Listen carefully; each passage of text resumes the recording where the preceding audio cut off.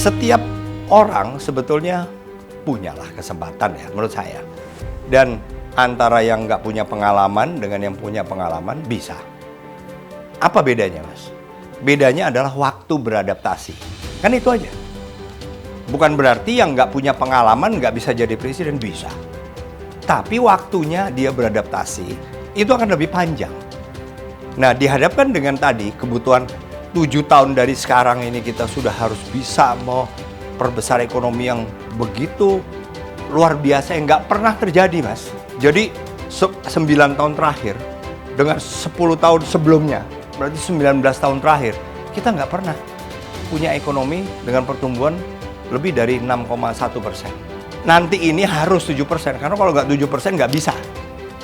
Nah, sehingga bagi saya yang harus memimpin adalah mereka yang sudah punya pengalaman. Sehingga proses beradaptasinya sesingkat mungkin, habis itu lari. Itu perumpamaan saya. Lari itu artinya take off langsung. Jangan masih meraba-raba. Gitu lah. Ya itu memang satu kebesaran hati, Mas. Kebesaran hati itu gini. Semua orang kan punya kesempatan memilih. Dan yang akan terpilih hanya satu. Kalau ada 3 yang sekarang ini dalam persaingan menjadi presiden, pasti akan ada 2 calon, dan yang mereka yang mendukung 2 calon itu yang akan kecewa.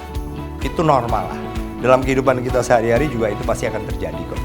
Kita tidak selalu bisa mendapatkan apa yang kita inginkan dalam hidup ini.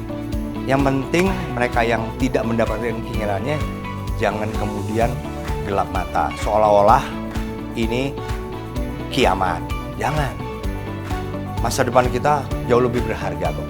Siapapun di antara 3, seperti saya bilang tadi kan, siapapun bisa.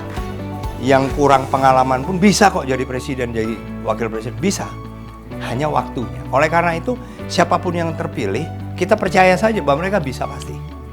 Kita percaya, dan bahkan justru bagaimana kita membantu pemerintah yang terpilih nanti untuk mempercepat pertumbuhan ekonomi kita misalnya. Itu aja.